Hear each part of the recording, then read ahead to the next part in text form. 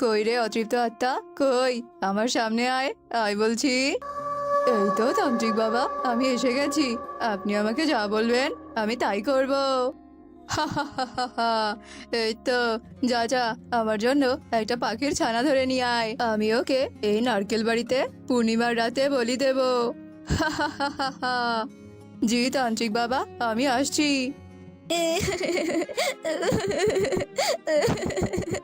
মা সারাদিন শুধু আমাকে বকে আর বকে। আমি আমি থাকবোই না এই বাড়িতে। সারাদিন শুধু এটা করে যাবে না, ওটা করে যাবে না। আমি আমি থাকবোই না আর এই বাড়িতে। হা হা হা হা হা। তোরা আর কান্না করতে হবে না, এখন তুই আমার সাথে চল। তাহলে যে সারা জীবনের মতো তোর কান্না একদম থেমে যাবে। এই এই কে তুমি? হ্যাঁ, কে তুমি? তুমি আমাকে ছেড়ে দাও, ছেড়ে দাও বলছি। ওরে বাবা রে, কি ভয়ঙ্কর দেখতে। মা, মা আমাকে বাঁচাও, বাঁচাও মা, আমাকে তুমি বাঁচাও। পারুল এভাবে চিৎকার করলেও কাকের আত্মা কোনো কথাই শোনে না। কাকের আত্মা পারুলকে ধরে নিয়ে যায় সে রং করা নারকেল বাড়িতে, আর পারুলকে নিয়ে গিয়ে তান্ত্রিকের হাতে তুলে দেয়। এভাবেই দিন কাটতে থাকে। প্রতিদিনই কাকের আত্মা কোনো না কোনো পাখিকে এভাবেই ধরে নিয়ে যেত। একে মা টুনটুন, মা টুনটুন, সে কি রে বাবা? সেই সকাল থেকে আমি আমার মেয়েটাকে কোথাও খুঁজে পাচ্ছি না। আমার মেয়েটা তো আমাকে না বলে কোথাও যায় না, তাহলে ও আজ কোথায় গেল? মা টুনটুন, কোথায় রে তুই? কোথায় গেছিস মা? হে সৃষ্টিকর্তা, তুমি আমার মেয়েটাকে খুঁজে দাও। তার মানে কি আমার মেয়েটা অন্য অন্য পাখিদের ছানাদের মতো হারিয়ে গেল? মাসি, ও মাসি, আমি তো তোমার কাছে যাচ্ছিলাম, জানো মাসি, সর্বনাশ হয়ে গেছে। এ কি রে মা, কি হয়েছে তোর? আর তুই এভাবে চিন্তা কেন করছিস? কোনো খারাপ সংবাদ আছে নাকি রে? আর আর আমার মেয়েটা কোথায় বলতো? কি রে কুহু, চুপ করে আছিস কেন? বল বল, আমার কুহু কোথায়? সে কথাই তো বলতে এসেছি মাসি। টুনটুনকে একটা কাকের আত্মা ধরে নিয়ে গেছে। আর আর বলেছে আমাদের সবাইকে ধরে নিয়ে যাবে। কোথায় ধরে নিয়ে যাবে জানো? ওই ওই রং করা নারকেল বাড়িতে। কি এত বড় কথা তুই আমাকে আগে কেন জানাসনি বলতো? এবার আমি সব বুঝতে পারছি। আমাদের জঙ্গলের পাখি জানারা কোথায় হারিয়ে যাচ্ছে। দেরি করলে চলবে না, জঙ্গলবাসীকে সবটা বলতে হবে। সে কি রে টুনি, চল তবে চল সেই রং করা নারকেল বাড়িতে, আমরা সবাই যাব ওখানে।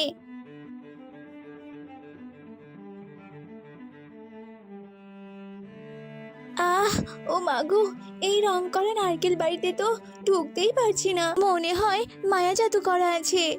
হ্যাঁ রে টুনি, হ্যাঁ, আর আমি বান্টির কাছে শুনেছি এই নারকেল বাড়িতে নাকি আত্মা আছে রে। চল চল, আমরা দেরি না করে তান্ত্রিক বাবাকে ডেকে নিয়ে আসি। এরপর সব পাখিরা মিলে তান্ত্রিক বাবার কাছে চলে যায়। কি হয়েছে রে বাছারা, তোরা সবাই এখানে যে? মনে হচ্ছে তোরা পুরো জঙ্গলবাসী বিপদে পড়েছিস। হ্যাঁ তান্ত্রিক বাবা, হ্যাঁ, আমরা সবাই যে অনেক বড় বিপদে পড়েছি, আপনি সবটা শুনুন। সে কি কাণ্ড! এ তো দেখছি ভয়ঙ্কর ঘটনা। দাঁড়া, আমাকে সবটা জানতে দে তো। আমি ধ্যান করে তোদের সবটা বলছি। বাছারে, এই তো বিশাল কাহিনী। ওই নারকেল বাড়িতে একটা তান্ত্রিক আছে, আর ওই তান্ত্রিকই কালু কাকের আত্মাকে দিয়ে এসব অপকর্ম করাচ্ছে। ওই বাড়ির পেছনে যে অনেক বড় ইতিহাস আছে। আপনি দয়া করে আমাদের সবটা বলুন তান্ত্রিক বাবা। শোন তাহলে, এ যে অনেক দিন আগের কথা। তখন এই জঙ্গলের পাখিরা অনেক ভালোভাবেই দিন কাটাচ্ছিল, কিন্তু হঠাৎই জঙ্গলে বৃষ্টি নেমে আসে আর বন্যা শুরু হয়। সৃষ্টিকর্তা, তুমি এ কোন দুর্যোগ দিলে সৃষ্টিকর্তা বলো তো? আমাদের বাড়িঘর সবকিছুই যে ভেসে যাচ্ছে, সবার বাড়িঘর যে ডুবে যাচ্ছে। এবার আমরা কোথায় থাকবো? আর গাছের ডালে আমি এভাবে কতক্ষণ বসে থাকবো? হে ঈশ্বর, তুমি আমাদের রক্ষা করো, ঈশ্বর রক্ষা করো। একই বুড়িমা, তুমি এভাবে ভাসছো কেন? দাঁড়াও দাঁড়াও, আমি তোমাকে গাছের ডালে তুলে নিয়ে আসছি। আমাকে তুই বাঁচা রে বাবা, আমার যে ছেলে বৌমা নাতনি সবাই জলে ভেসে গেছে রে। আসলে টোনা ছিল খুবই ভালো মনের পাখি, ও সবাইকে সব সময় সাহায্য করতো। সেদিন টোনা ওই বুড়িকে সাহায্য করে, আর এই দৃশ্য একটা পরী দেখতে পায় আর টোনাকে বলে, টোনা, তোদের আর কোনো কষ্ট নেই, এই বন্যা থেকে বাঁচাতে আমি চলে এসেছি। এই যে এই নারকেল বাড়িতে আয় তোরা, এই নারকেল বাড়ি যে জলে ভাসতে পারবে, আর এই বাড়িটা আজ থেকে তোর। পরীর দেওয়া রং করা নারকেল বাড়ি পেয়ে তো টোনা ভীষণ খুশি হয়েছিল। এরপর টোনা ওই নারকেল বাড়িতে সব পাখিদের আশ্রয় দিয়েছিল। সব পাখিদের মতো কালু কাকু আশ্রয় নিয়েছিল। আর এভাবে বেশ কয়েকদিন কেটে যাওয়ার পর বন্যার পানি কমে যায় আর সব পাখিরা যে যার বাড়িতে ফিরে যায়। শুধুমাত্র কালু কাকি সেখানে থেকে যায়। কি হয়েছে রে কালু, তুই কি আমাকে কিছু বলতে চাস? হ্যাঁ, বলতে তো চাই। শোন, এই বাড়িটা আমার, আর এই বাড়িতে আজ থেকে আমি থাকবো। তুই এই বাড়ি থেকে চলে যা, চলে যা বলছি। এসব তুই কি বলছিস কি কালু? পরি তো এই বাড়িটা আমাকে দিয়েছে, তুই দখল করলে কি এই বাড়িটা তোর হয়ে যাবে না কি বলতো? যা বলছি, এখান থেকে চলে যা। সেদিন টোনা ওই কালুকে তাড়িয়ে দিলে রাতের বেলা কালু প্রতিশোধ নিতে আসে আর কালু আগুন লাগিয়ে দেয়। এতে করে টোনার সাথে কালুও মারা যায়। কিন্তু তান্ত্রিক বাবা, এতে টোনার আত্মা মুক্তি পেলেও কালুর আত্মা কেন মুক্তি পায়নি? কারণ সেদিন টোনার আত্মা পুড়ে গেলেও কালুর কিছু হাড়গোড় পাওয়া যায়। সেই দিন কালুর আত্মা পুড়ে গেলেও টোনার কিছু হাড়গোড় পাওয়া যায়। আর টোনার সেই হাড়গোড়গুলো নিয়ে সৎকার করা হলেও কালুর আত্মার সৎকার হয়নি। তাই তো কালুর আত্মা ওই বাড়িতেই বন্দি ছিল। আর ওই শয়তান তান্ত্রিক কালু কাককে বসে এনে এভাবে পাখিদের ধরে নিয়ে যাচ্ছে। পূর্ণিমার রাতে যে ওই ছানাদের বলি দেবে, তার জন্যই ধরে নিয়ে যাচ্ছে। তান্ত্রিক বাবা, আপনি দয়া করে আমাদের ছানাদের রক্ষা করুন, আপনার সাহায্যের আমাদের অনেক দরকার। আপনি ওই শয়তান কালু কাকের আত্মা আর ওই শয়তান তান্ত্রিককে শাস্তি দিন। দাঁড়া বাছা দাঁড়া, ওই তান্ত্রিক যে অনেক শক্তিশালী, আর ও যে রং করা নারকেল বাড়ি মন্ত্রভূত করেছে। তাই তো আমি চাইলেও ওখানে যেতে পারবো না। একমাত্র ওই পরী পারবে তোদের সন্তানকে রক্ষা করতে আর ওই দুষ্টু তান্ত্রিককে শাস্তি দিতে। কিন্তু তান্ত্রিক বাবা, আমরা সেই পরীকে কোথায় পাবো? আমরা তো কেউ জানি না যে সেই পরী কোথায় আছে। দাঁড়া বাছা দাঁড়া, আমি দেখছি যে পরী কোথায় আছে। বাছা, নীল পর্বতে এক বড় গুহা আছে। সেই গুহায় যে পরীকে এক ডাইনি বন্দি করে রেখেছে। এই মন্ত্রভূত জল নিয়ে যা, এই মন্ত্রভূত জল দিয়ে ওই ডাইনিকে বধ করে তোরা পরীকে মুক্ত কর। আচ্ছা আচ্ছা, ঠিক আছে বাবা। এরপর সব পাখিরা মিলে পরীকে মুক্ত করতে চলে যায়। এদিকে শয়তান তান্ত্রিক রং করা নারকেল ঘরে বলতে থাকে, আর মাত্র কয়েকদিন বাকি আছে, আর তারপরে আমি সব পাখিদের ছানাদের বলি দেব, আর আমি হয়ে যাব মহাশক্তিশালী। এই এই কাকের আত্মা, যা আরো পাখি ধরে নিয়ে আয়। এসব বলে সেই দুষ্ট তান্ত্রিক অট্ট হাসিতে হাসতে লাগলো। আর এইদিকে সব পাখিরা মিলে পরীকে উদ্ধার করতে চলে যায়। আর মন্ত্রভূত জল ডাইনির শরীরে ছেটাতে ডাইনি ভৎস হয়ে যায়, আর সাথে সাথে পরীও মুক্তি পেয়ে যায়। কে তোমরা? আমাকে এভাবে মুক্ত করলে? আজ কত বছর থেকে আমি এখানে এভাবে বন্দি হয়ে আছি, আমাকে কেউ সাহায্য করেনি জানো। আসলে পরি, তোমার সাহায্যের অনেক দরকার আমাদের। আমাদের সন্তানরা যে অনেক বিপদে আছে গো।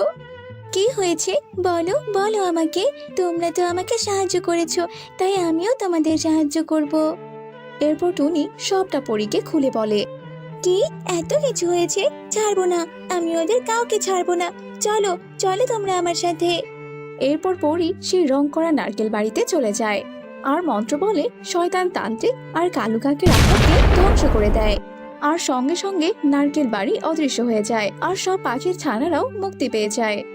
এই তো আমার মেয়ে, তোমাকে অনেক ধন্যবাদ পরি আমাদের ছানাদের বাঁচানোর জন্য।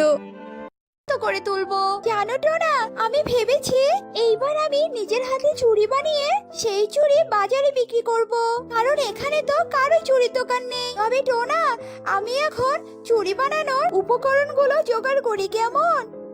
এই সুন্দর বনটি হলো সোনাইমুড়ি বন। সেই বনেই বাসা বানিয়েছে টোনা আর টুনি পাখি। কিন্তু হঠাৎ করে টোনা অসুস্থ হয়ে যাওয়ায় সংসার চালাতে টুনির অনেক কষ্ট হতো।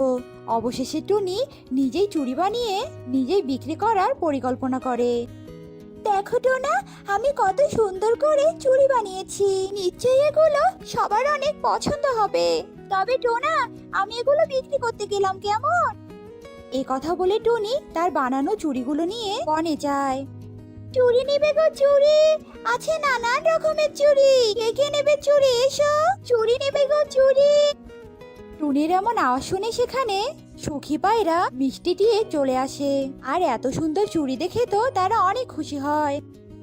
আরে বাহ টুনি, তোমার চুড়িগুলো তো অনেক সুন্দর। আমি আগে কখনোই এত ভালো ভালো চুড়ি দেখিনি। দাও দাও টুনি, আমাকে এক ডজন চুড়ি দাও তো। তবে তুমি এই চুড়িগুলো কোথায় পেলে? এগুলো আমি নিজের হাতেই বানিয়েছি গো। তোমাদের অনেক ভালো লেগেছে তাই না? হ্যাঁ হ্যাঁ টুনি, তোমার বানানো চুড়ি আমাদের সত্যি অনেক ভালো লেগেছে। এখন থেকে আমরা সবাই তোমার কাছেই চুড়ি নেব, বুঝেছো? টুনি, আমাকেও 2 ডজন চুড়ি দাও তো। এরপর টুনি সুখী পায়রা আর মিষ্টি টিয়েকে চুড়ি দেয়। তখন তারা টুনিকে টাকা দিয়ে খুশি মনে বাড়ি চলে যায়। এভাবেই টুনি সারাদিন চুড়ি বিক্রি করে অনেক টাকা উপার্জন করে। ধীরে ধীরে টুনির বানানো চুড়ির কথা বনের চারদিকে ছড়িয়ে পড়ে। অন্যদিকে টুনির বাসার পাশেই থাকা কাকুলি কাকে টুনির এমন উন্নতি দেখে একদম সহ্য হয় না। না, এই শয়তান টুনি আগে কত গরিব ছিল, আমার বাসাতে কত কাজ করে খেয়েছে, কিন্তু এখন দেখো ও চুড়ি বিক্রি করে আমার থেকেও অনেক বড়লোক হয়ে যাচ্ছে। না, আজ থেকে আমি ওর মতো চুড়ি বানিয়ে বিক্রি করব। তখন সবাই আমার থেকে চুড়ি নেবে আর আমিও তখন অনেক টাকা উপার্জন করে ওর থেকে বড়লোক হব। এসব পরিকল্পনা করে কাকলিকা এদিন থেকে চুড়ি বিক্রি করা শুরু করে। তো শালু শালি, কোথায় যাচ্ছো? তাও আবার আমার বানানো চুড়ি না নিয়ে যাচ্ছো? এসো এসো, চুড়ি কিনে নাও আমার থেকে। জানো, আমি এই ভালো ভালো চুড়িগুলো অনেক সস্তা দামে বিক্রি করি গো। নাও নাও। না গো কাকুলি, আমি তোমার কাছ থেকে কোনো চুড়ি কিনবো না। তোমার বানানো চুড়ি থেকে টুনির চুড়ি অনেক ভালো, বুঝতে পেরেছো? আর তুমি যতই সস্তা দামে চুড়ি বিক্রি করো না কেন, আমরা কেউ তোমার চুড়ি কিনবো না। এই কথা বলে শালু শালিক রেগে সেখান থেকে চলে যায়। কি, আমার বানানো চুড়ির থেকে টুনির বানানো চুড়ি অনেক ভালো? দাঁড়াও টুনি, আর যে করেই হোক তোমার চুড়ি আমি ভেঙেই ছাড়বো। তখন দেখি তোমার ওই ভাঙা চুড়ি কে কিনে নেয়। এই কথা বলে কাকুলি কাক টুনির বাসায় যায়। আর সুযোগ বুঝে কাকুলি টুনির সব চুড়ি ভেঙে দিয়ে ছুটতে পালিয়ে যায়। আর এসবের কিছুই টোনা জানতে পারে না, কারণ টোনা ঘুমিয়েছিল। আর একটু পরেই টুনি বাসায় ফিরে আসে। হায় ভগবান, কে আমার এত বড় ক্ষতি করলো? আমি একটু আগে চুড়িগুলো বানিয়ে বনে দানা আনতে গেলাম আর এসে চুড়ি বেচতে যাবো বলে, তো এই সময়ের মধ্যে আমার চুড়িগুলো কে ভেঙে দিয়ে গেল? এসব বলে টুনি অনেক কাঁদছিল। আর এভাবে কাকুলি কাক রোজ এসে টুনির চুড়ি ভেঙে দিয়ে যেত। আর টুনি ঠিক এইভাবেই কাঁদতো। একদিন সকালে টুনি অনেক কষ্ট করে চুড়ি বানায়। যাক, অবশেষে আমার চুড়ি বানানো শেষ হলো। তবে আমি এবার বাজারে যাই। ঘরে তো বাজারও নেই। বাজার নিয়ে এসে তারপর না হয় চুড়িগুলো বাজারে বিক্রি করতে নিয়ে যাব। এই কথা বলে টুনি খুশি মনে বাজার করতে যায়। আর এই সুযোগে কাকলিকা এসে টুনি সব চুড়িগুলো নিয়ে যায়। এদিকে বাজার শেষ করে টুনি বাড়িতে যখন এসে চুড়িগুলো দেখতে না পায়, তখন টুনি ভীষণ ভেঙে পড়ে। সে কি, আমার তো সব চুড়ি এখানে রেখে বাজার করতে গেলাম, তবে আমার চুড়িগুলো কে নিয়ে গেল?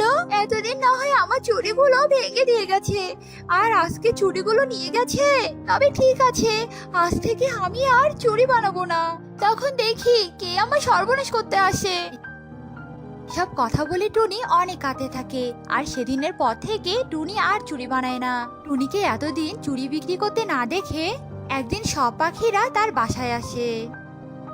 কি গো টুনি, তুমি এখন চুড়ি বিক্রি করো না কেন বলো তো? আর 2 দিন পরেই তো আমার মেয়ের বিয়ে। আমি তো ভেবেছি তোমার হাতের বানানো চুড়ি আমার মেয়ের বিয়েতে আমার মেয়ের হাতে পরাবো, কিন্তু তোমাকে এখন চুড়ি বিক্রি করতে দেখা যায় না কেন বলো তো? তুমি কি এখন চুড়ি বানাও না? বলো তো কি হয়েছে তোমার? এরপর টুনি তার চুড়ির ব্যাপারে সবটা পাখিদের খুলে বলে। সব শুনে পাখিরাও অনেক কষ্ট পায়। আহারে টুনি, তুমি আর কষ্ট পেও না কেমন? একদিন তুমি নিশ্চয় চোরকে খুঁজে পাবে। তবে এবার আমরা আসি গো। এরপর তারা সেখান থেকে চলে যায়। আর এভাবেই বেশ কিছুদিন কেটে যায়। আর টোনাটুনির সংসারে অনেক অভাব দেখা দেয়। একদিন টুনি অসহায় হয়ে কাকুলি কাকের বাড়িতে যায় সাহায্য চাইতে। আর তখনই টুনি দেখে আর বানানো চুড়িগুলো কাকুলির বাসায়। তখন টুনি অনেক রেগে যায়। এ কি কাকুলি বোন, আমার বানানো চুড়ি তোমার বাড়িতে কেন? ও তাহলে আমি এবার বুঝেছি, তুমি তাহলে এতদিন আমার চুড়িগুলো ভেঙেছো। দাঁড়াও, আমি এখনই সবাইকে এই খবরটা জানাচ্ছি। এই কথা বলে টুনি বাকি সব পাখিদেরকেও ডেকে আনে আর তার বানানো চুড়িগুলো সবাইকে দেখায়। কি সত্যিই তো, এগুলো তো সব টুনির বানানো চুড়ি। আর আমরা টুনির বানানো চুড়ি খুব ভালো করেই চিনি। ছি কাকুলি, শেষে কিনা তুমি চুরি করতে শুরু করে দিয়েছো। এরা চুরির অপরাধে কাকুলিকে এই বন থেকে তাড়িয়ে দেওয়া হবে। কি বলো তোমরা? পায়রার এমন কথায় সব পাখিরা সম্মতি দেয় আর কাকুলি কাককে বন থেকে তাড়িয়ে দেওয়া হয়। আর তারপর থেকে টুনি আবারও চুড়ি বানিয়ে বিক্রি করতে থাকতো আর সুখেই দিন কাটাতো। অসময় ঠিকই বাড়িতে থাকবে জানো, গিয়ে দেখো হয়তো কোনো খালে বিলে পদ্ম তুলছে, আর নয়তো কারো পেয়ারা গাছে বসে পেয়ারা চুরি করে খাচ্ছে।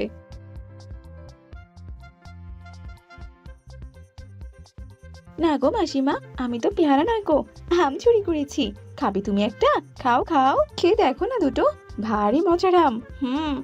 তোরও সব চুরি করা আম খেয়ে আমি আমার পাপের বোঝা বাড়াতে চাই না, আমি বরং এখন যাই।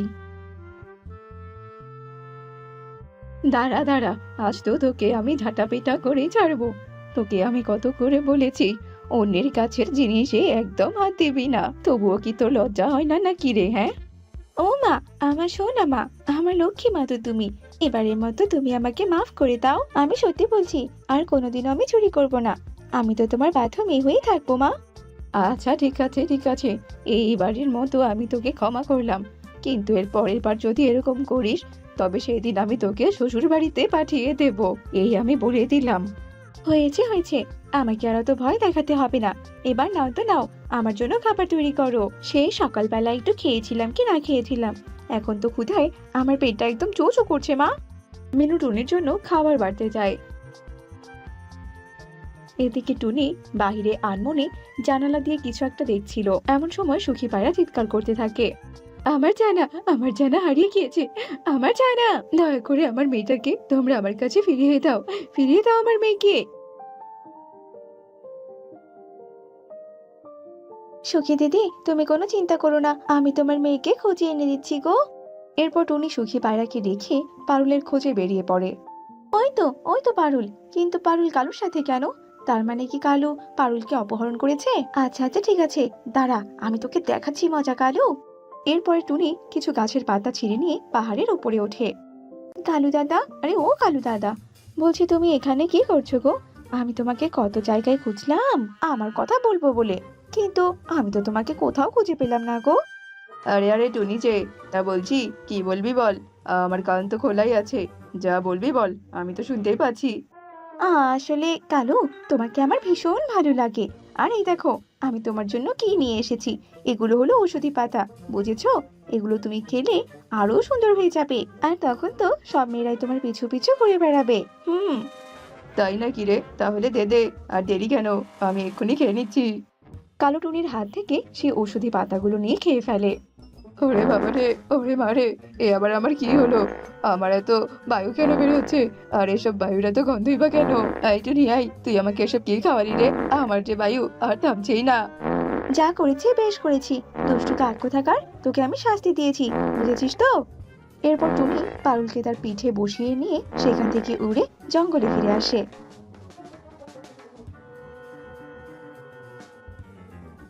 আর পারুলকে সুখী পায়রার হাতে তুলে দেয়। দেখতে দেখতে কেটে যায় বেশ কিছুদিন।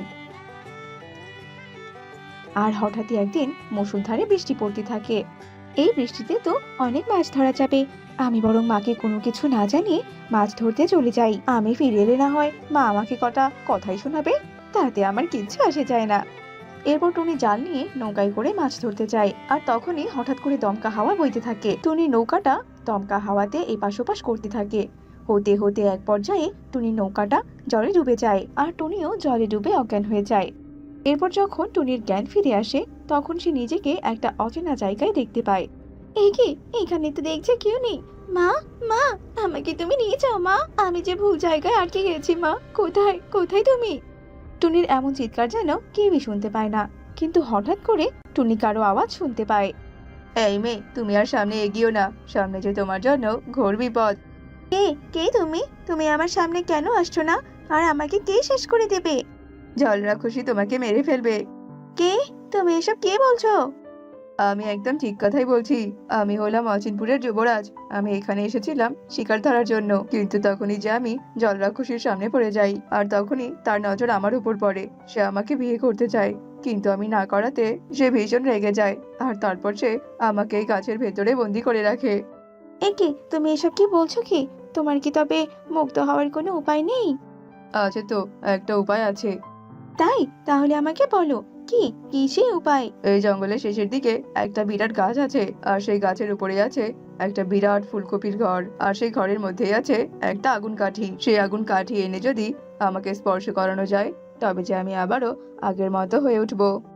আচ্ছা আচ্ছা, ঠিক আছে, তুমি একদম চিন্তা করো না, আমি এক্ষুনি আসছি। এরপর টুনি উড়ে উড়ে সেই গাছের কাছে যায়, আর গিয়ে দেখে সত্যি সত্যি একটা ফুলকপি ঘর রয়েছে গাছের ডালে। এরপর টুনি সে গাছের ডালের ফুলকপি ঘরের ভেতরে ঢুকে পড়ে। সে যেই না আগুন কাঠি হাতে নেয়, তখনই সেখানে জল রাক্ষসী প্রকট হয়। পুচকি মেয়ে, তোর কিনা এত বড় সাহস!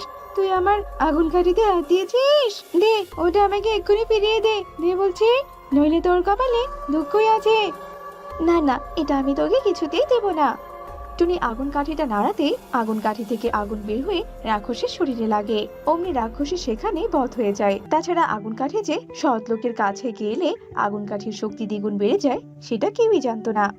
এদিকে রাক্ষসী মারা যাওয়ায় যুবরাজও গাছ থেকে মুক্ত হয়ে বেরিয়ে নিজের আসল রূপে ফিরে আসে।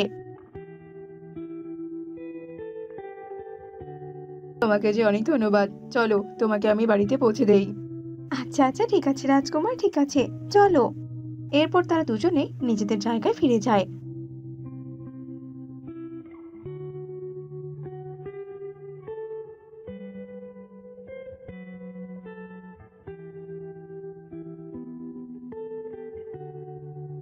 আর সবাই সবার মতো করে সুখে শান্তিতে থাকতে লাগে।